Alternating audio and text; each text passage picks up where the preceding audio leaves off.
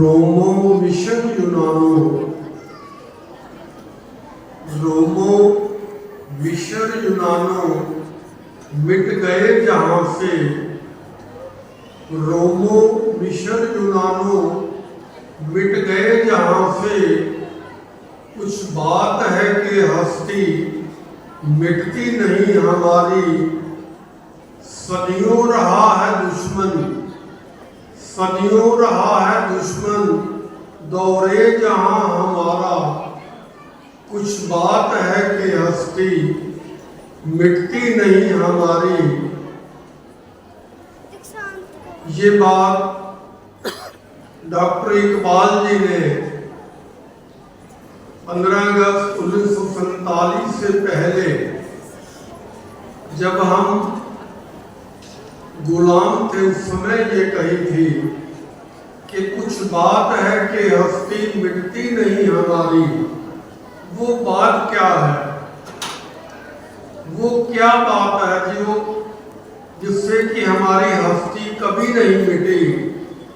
और मैं दूसरे शब्दों में कहना चाहूं, हम हमेशा ये कहते हैं कि भारत विश्व गुरु था, विश्व गुरु है और विश्व गुरु रहेगा। ये विश्व गुरु का जो दर्जा है, ये ज्ञान मार्ग का एक हिस्सा है। आज इस विद्या के मंदिर में आप सभी लोग यहाँ पर उपस्थित हैं। विशेष तौर पर हरियाणा संस्कृति एवं संस्कृत एकेडमी के डायरेक्टर साहब डॉक्टर विद्यार्थी जी, इस विद्यालय के प्रिंसिपल मैडम विद्यार्थी जी, और यहाँ पर उपस्थित इस नगर के सभी सम्मानित गण, और विशेष तौर पर इस विद्या के मंदिर में जो हमारे गुरुजन हैं, टीचर्स हैं, उनको मैं हाथ जोड़कर नमन करता हूं। और इस विद्या के मंदिर में जो हमारे छात्र छात्राएं उपस्थित हैं,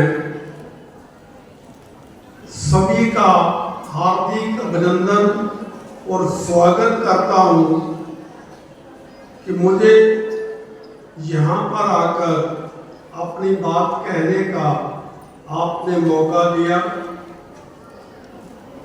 जो बात मैंने अभी कही थी, कुछ बात है कि हस्ती मिटती नहीं हमारी। डीएवी जो है, ये केवल संस्था नहीं है,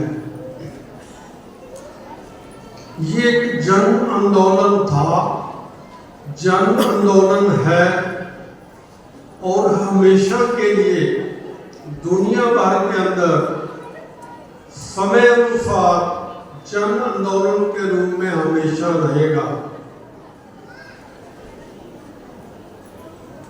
हमारा देश सदियों तक गुलाम रहा।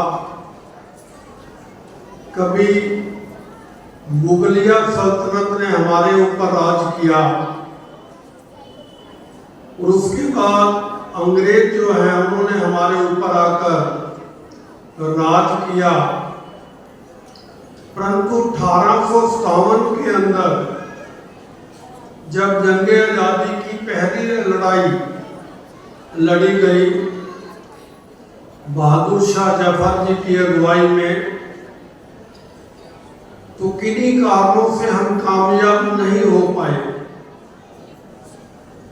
उसमें हमारे हिंदुस्तान के लाखों लोगों ने अपनी बलिदानियां दी, और हजारों के रूप में अंग्रेज भी उस लड़ाई के अंदर मारे गए। ब्रिटिश पार्लियामेंट ने 1857 के बाद जैसे हमारे यहाँ राज्यसभा और लोकसभा है, इंग्लैंड के अंदर हाउस ऑफ लॉर्ड्स है और दूसरा हाउस ऑफ रिप्रेजेंटेटिव है। उसका एक संयुक्त अधिवेशन हुआ और वहां पर विषय ये था कि 1857 की जंगे आज़ादी के बाद भले ही हमें सफलता नहीं मिली, परंतु वहां पर प्रश्न ये था कि क्या हमें या भारत को, हिंदुस्तान को इसी हालात में छोड़कर इंग्लैंड वापस आ जाना चाहिए या हमें अभी भी वहां पर भारत माता को जंजीरों में बांधकर गुलाम ही रखा जाए।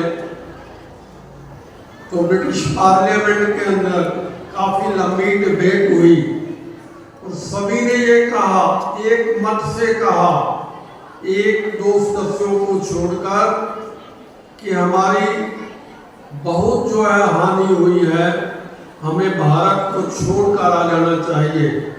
परंतु एक हाउस ऑफ लॉर्ड्स का जो सीनियर सदस्य था वो था लॉर्ड मकैबले।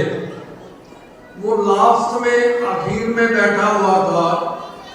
जब पूरी डिबेट खत्म हुई तो उन्होंने अपना हाथ ऊपर उठाया और कहने लगे मुझे भी कुछ कहना है। तो वो डायस पर आए। इतिहासकार लिखते हैं कि उन्होंने 8 घंटे तक लगातार अपनी बात को रखा और उन्होंने ब्रिटिश पार्लियामेंट में ये कहा कि ये बात सत्य है कि हम हिंदुस्तान को जीत नहीं पाए। हम तलवार से, बंदूक से, ताकत से हिंदुस्तान को कभी भी जीत नहीं पाएंगे। उन्होंने उदाहरण दिया, उन्होंने मुगलों के समय का उदाहरण दिया, उससे पहले औरफ और सिकंदर का उदाहरण दिया। सभी ने पूरे इतिहास को ब्रिटिश पार्लियामेंट में रखा। उन्होंने कहा कि जो भी आक्रांता हिंदुस्तान के अंदर आया, अंतोगत्वा वो हार कर वापिस चला गया। हिंदुस्तानियों के दिल को कोई भी जीत नहीं पाया। तो उसने कहा कि मेरे पास एक फार्मूला है कि मैं बिना तलवार के, बिना बंदूक के हिंदुस्तान को जो है गुलाम बनाऊंगा। और वो उसने क्या शब्द कहे? उसने ये कहा कि मैं हिंदुस्तान में ऐसी शिक्षा पद्धति, ऐसा एजुकेशन सिस्टम इंट्रोड्यूस करूंगा कि सारा हिंदुस्तान और आने वाली पीढ़ियां अंग्रेजों के गुलाम रहेगी। उनको ऐसी शिक्षा दूंगा कि वो अपनी विरसा और विरासत को भूल जाएंगे, अपने महापुरुषों की जीवन गाथाएं गाना छोड़ देंगे और वो किसके गीत गाएंगे? वो महारानी विक्टोरिया के गीत गाएंगे। और यही हुआ। 1857 के बाद मकैबले की शिक्षा नीति हिंदुस्तान के अंदर लागू कर दी गई और मकैबले ने ये कहा कि हिंदुस्तान में मैं क्लर्क पैदा करूंगा। अधिकारी तो अंग्रेज होंगे मगर क्लर्क हिंदुस्तानी बनेंगे। और वो जो शिक्षा नीति, शिक्षा पद्धति 1857 से लागू की गई, 15 अगस्त 1947 तक वही शिक्षा नीति चलती रही। और हम सबका एक और दुर्भाग्य रहा कि 15 अगस्त 1947 से लेकर 1996 तक वही शिक्षा पद्धति चलती रही।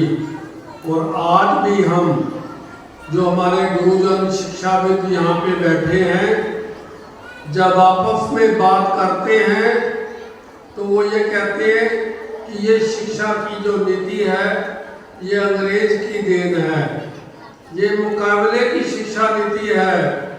हम 1947 में आजाद हुए, परंतु मानसिक तौर पर आज तक भी आजाद नहीं हुए। हमें नहीं पढ़ाया जाता कि सम्राट विक्रमादित्य कौन था, सम्राट चक्रवर्ती सम्राट अशोक कौन था। हमें इतिहास में हमने खुद अपने समय में स्कूल में, कॉलेज में, यूनिवर्सिटी में यही पढ़ा है। हमें मुगलों को और अंग्रेजों का इतिहास पढ़ाया गया। हमारी मानसिकता में ये डाला गया कि हम गुलाम थे, गुलाम हैं। 15 अगस्त को आजाद तो हम हो गए, परंतु हमारे दिमाग के अंदर लॉर्ड मैकावले ने जो चिप फिट कर दी थी वो अभी तक भी नहीं निकली है। परंतु 1996 के अंदर जब अटल बिहारी वाजपेयी जिस देश के प्रधानमंत्री बने, उन्होंने नई शिक्षा नीति अपनाने का एक उद्घोष किया और भारतवर्ष के जितने भी शिक्षाविद थे उनकी एक कमेटी बनाई। कमेटी बनाने के बाद उसकी एक प्रारूप ड्राफ्ट आया, परंतु अगले ही चुनाव के अंदर अटल बिहारी वाजपेयी जी को शासन करने का मौका नहीं मिला और वो एक प्रयास जो है वो एक किताबों में दबकर रह गया। परंतु 2014 में आपके आशीर्वाद से जब नरेंद्र मोदी जिस देश के प्रधानमंत्री बने, उन्होंने उस नई शिक्षा नीति के प्रारूप को उठाया और पूरे देश में नहीं विदेशों में उसका प्रचार प्रसार और उसके ऊपर संगोष्ठियां की और 2020 के अंदर अभी नई शिक्षा नीति भारत सरकार ने उसको पास किया और उसको लागू करने का प्रयास किया। 2014 में हरियाणा प्रांत में श्री मनोहर लाल जी मुख्यमंत्री बने। उन्होंने संकल्प लिया कि नई शिक्षा नीति को हम अभी से लागू करेंगे और उन्होंने उसको पार्टली तौर पर, आंशिक तौर पर लागू किया और वर्ष 2025-26 जिसमें हम प्रवेश कर चुके हैं, इस शिक्षा सत्र से पूरे हरियाणा प्रांत में नई शिक्षा नीति को लागू अक्षरशः किया जा रहा है। ये जो नई शिक्षा नीति है ये वैदिक है। ये जो नई शिक्षा नीति है प्योर हिंदुस्तानी है। अभी जिस विद्यालय में हम बैठे हैं, प्रांगण में बैठे हैं, इसकी शुरुआत किसने की? 1857 के बाद जो आर्य समाज का एक आंदोलन था, सामाजिक आंदोलन था, 1857 की क्रांति के अंदर बहुत से क्रांतिकारियों ने अपना योगदान दिया। 1857 के बाद जो आर्य समाज अपना कार्य कर रहा था, उन्होंने एक प्रयास किया। क्या प्रयास किया? जहां पर उन्होंने आर्य समाज की स्थापना स्वामी दयानंद सरस्वती जी ने की और उनके जो आगे अनुयायी थे, उन्होंने एक चिंतन किया, विचार किया कि मैकावले की शिक्षा नीति का हम मुकाबला कैसे करेंगे। तो तब उन्होंने दयानंद एंग्लो वैदिक कॉलेज लाहौर के अंदर स्थापित किया। अब इसकी जरूरत क्यों पड़ी? आपके स्कूल का नाम भी डीएवी स्कूल है, दयानंद एंग्लो वैदिक।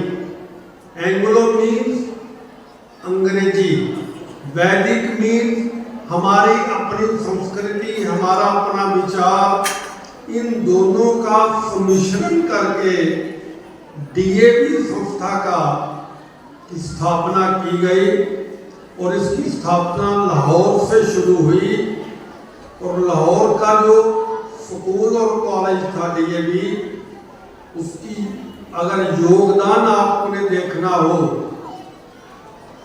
भारत के स्वतंत्रता संग्राम में, तो अभी डॉक्टर साहब ने मुझे एक प्रदर्शनी नीचे आपके यहीं पर देखी है, उसमें सारा वो इतिहास अंकित है।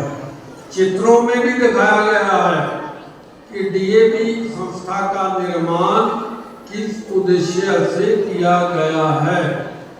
डीएवी संस्था का जो योगदान है हिंदुस्तान की आज़ादी में बहुत बड़ा योगदान है, और आज़ादी के बाद 15 अगस्त 1947 के बाद शिक्षा के अंदर अगर उत्तर भारत में हम देखें तो सबसे बड़ा योगदान डीएवी संस्थाओं का है, और उसी को आगे बढ़ाते हुए आपका यहाँ पूरा स्टाफ, जो भी मेरे गुरुजन बैठे हैं, प्रिंसिपल बैठे हैं, विद्यार्थी जी डॉक्टर साहब स्वयं बैठे हैं, उस कार्य को बड़ी शिद्दत से, मेहनत से, लगन से कर रहे हैं।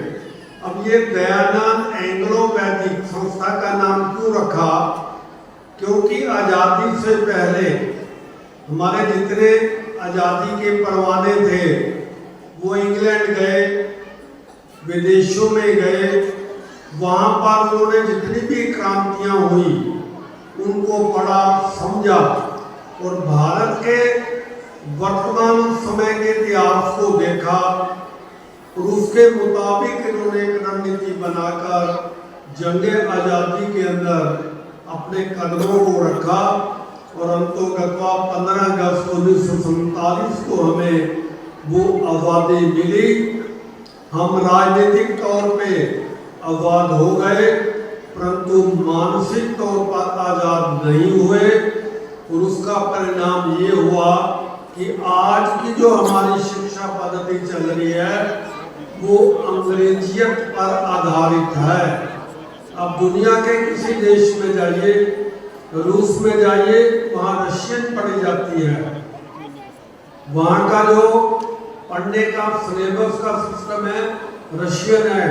फ्रांस में जाइए, वहाँ आपको फ्रेंच पढ़नी पड़ेगी, चीन में जाइए चाइनीज पढ़नी पड़ेगी, और यूरोप में जाइए आपको अंग्रेजी पढ़नी पड़ेगी। परंतु 47 के बाद आज तक भी हम उसी अंग्रेजियत के गुलाम रहे हैं।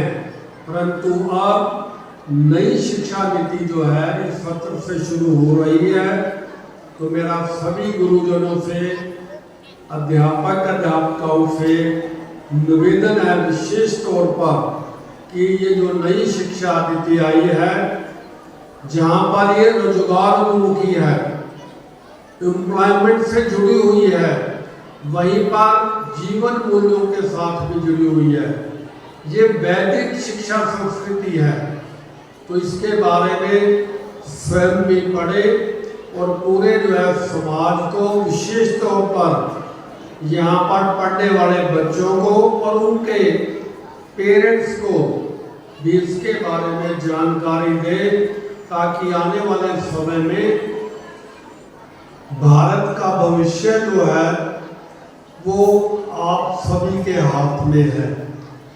मोदी जी ने कहा कि 2047 में हम विकसित भारत बनाएंगे। विकसित भारत जो बनेगा उसमें सबसे ज़्यादा जिम्मेदारी हम सब की है।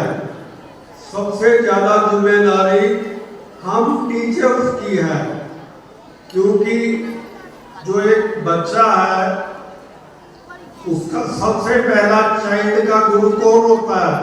वो होता है माता श्री। जब बच्चा छोटा होता है वो बोल नहीं सकता, कुछ भी कह नहीं सकता, परंतु उसकी माता श्री समझती है इसको भूख लगी है, उसको दूध पिलाती है। और बच्चा जो छोटा है, चाहे वो 6 महीने, 8 महीने, 1 साल का हो जाए, वो अपनी माता श्री के चेहरे को देखकर समझ जाता है। तो मनुष्य का सबसे पहला गुरु कौन है? वो हमारी माता श्री हैं, पूजनीय माता श्री हैं। और दूसरा गुरु कौन है? टीचर, अध्यापक। माता श्री जन्म देकर उसको संस्कार देती है, और जो स्कूल में हमारे गुरुजन होते हैं, टीचर हैं, वो हमें ये सिखाते हैं कि जीवन के अंदर, इस दुनिया के अंदर रहकर हमें कैसे चलना है, हमने कैसे जीवन में संघर्ष करके, मेहनत करके, पढ़ाई करके, अव्वल दर्जे के अंदर शिक्षा ग्रहण करके, जहाँ पर हमने एक डिग्री लेकर, शिक्षा की डिग्री लेकर रोजगार को शुरू करना है, वहीं पर एक अच्छा नागरिक बनने का भी सबूत हमें देना है। तो आने वाले भारत की जो भविष्य है वो आप सभी के हाथ में है। हमें इस जिम्मेवारी को समझना है। और आदरणीय नरेंद्र मोदी जी ने विशेष तौर अपने व्याख्यान में कहा है कि आने वाले भारत की जो तस्वीर है उसके अंदर रंग कौन भरेगा? उसके अंदर रंग हमारे भाई और बहन जो अध्यापक और अध्यापिकाएं हैं वो भरेंगे। तो इसलिए मेरा आपसे विशेष निवेदन है कि हिंदुस्तान को 2047 में विकसित राष्ट्र की श्रेणी में शामिल करने के लिए अपना योगदान दें। और जितने भी यहाँ पर स्कूल के विद्यार्थी बैठे हुए हैं, ये आने वाले भारत का भविष्य है, और इनका भविष्य हम सभी के हाथ में है। जिस प्रकार से स्वामी दयानंद सरस्वती जी ने एक समाज सुधारक के नाते अपना जीवन शुरू किया, और उनके जो कंटेम्परेरी, उनके साथ सहयोगी थे, उन्होंने आर्य समाज की नींव रखी थी, उन आदर्शों पर चलते हुए आगे बढ़े। और फिर आगे जाकर शिक्षा के क्षेत्र में डीएवी संस्थाओं का जिस प्रकार से उन्होंने स्थापना की, जो आज पूरे भारतवर्ष में सबसे बड़ा शिक्षण संस्थान अगर कोई है सरकार के बाद, तो वो डीएवी संस्थान है। और डीएवी परिवार के सभी जो सदस्य भारतवर्ष में हैं, उनका मैं धन्यवाद भी करता हूँ, उनका हार्दिक अभिनंदन भी करता हूँ कि शिक्षा के क्षेत्र में, समाज सुधार के क्षेत्र में जो वो कार्य कर रहे हैं वो एक अद्वितीय कार्य है। हमें महर्षि दयानंद जी के दिखाए हुए मार्ग पर, रास्ते पर चलना चाहिए। इससे अच्छे नागरिक हम सब लोग बनेंगे। जब हम अच्छे नागरिक बनेंगे, हमारा विद्यालय, हमारा नगर, हमारा प्रदेश, हमारा देश आगे बढ़ेगा। आप सभी आज के इस कार्यक्रम में विशेष तौर पर आए और मुझे यहाँ आने का मौका दिया। आप सभी का बहुत बहुत धन्यवाद। धन्यवाद सर, धन्यवाद, बहुत बहुत